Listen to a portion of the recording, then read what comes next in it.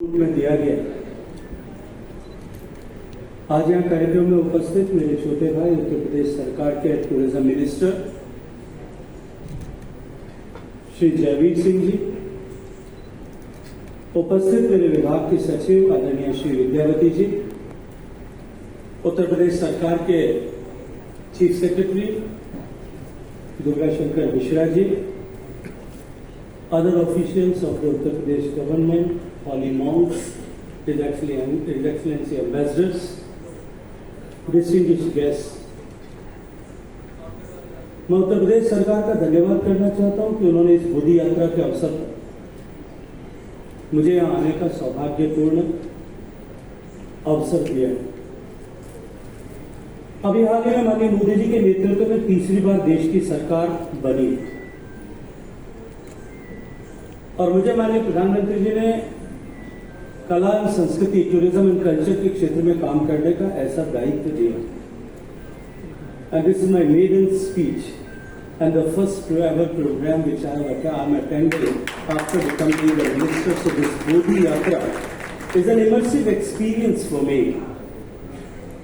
कि जिस बोधि यात्रा के साथ में आप यात्रा की बात कर रहे हैं, मैं भी अपनी एक नई यात्रा की शुरुआत कर रहा हूँ। मैं ऐसा सौभाग्यपूर्ण अवसर और ऐसा अद्भुत अवसर देने के लिए उत्तर प्रदेश शासन के माननीय मुख्यमंत्री जी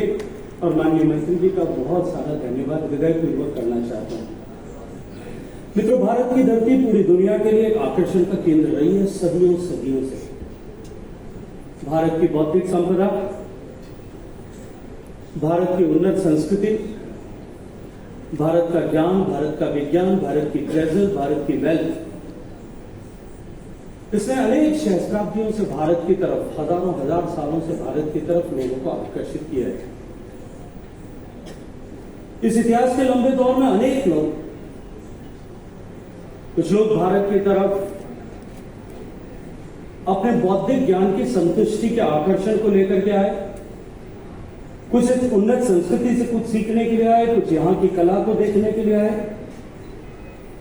कुछ लोग यहाँ की संपदा के आपसे आकर्षित होकर के भारत की तरफ आए, कुछ सीखने के लिए आए, कुछ जानने के लिए आए, कुछ लूटने के लिए आए, लेकिन भारत में लोगों का आगमन निरंतर बना रहा। और उसके बाद में भी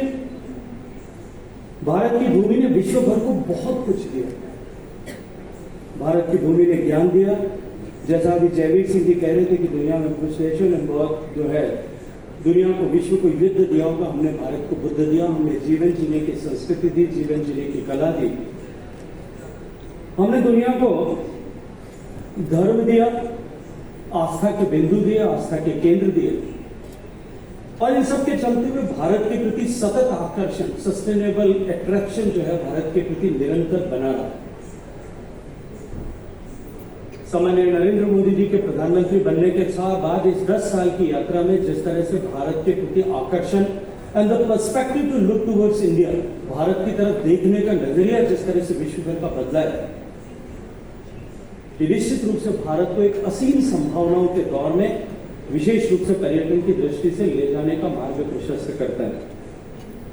क्योंकि भारत जिसने विविधता वाला देश, जिसमें सभी तरह के टूरिज्म के एपेटाइट को शांत करने की संभावनाएं, बर्फीले पहाड़ों से लेकर के सुंदर तटराशि, गुफाओं से लेकर के घोर जंगलों तक, वाइल्ड लाइफ तक, धर्म और दर्शन से जुड़े हुए टूरिज्म से लेकर के एक्सपीरियंशियल टूरिज्म तक सब तरह की अपार संभावनाएं भारत में है। और उसी दृष्टिकोण से उसे और समृद्ध करने के लिए और विशेष रूप से ये जो कल्चरल साम्य भारत के पड़ोसी देशों के साथ में है, because we share the same legacy, we share the same ideals, we share the same beliefs, we have the common legacy, common heritage, उन सबको और अधिक हम नजदीक ला सकें to give a sustainable future for the coming generations. This bond is very essential. इस विषय को, इस संकल्पना को ध्यान में रखते हुए माननीय प्रधानमंत्री जी ने देश में जो विभिन्न टूरिस्ट सर्किट बनाने की कल्पना की थी, उस श्रृंखला में बुद्धिस्ट सर्किट पहला सर्किट था। और मैं यहां खड़े होकर के अभिनंदन करना चाहता हूं उत्तर प्रदेश के सम्माननीय मुख्यमंत्री योगी आदित्यनाथ जी का और माननीय मंत्री जी का,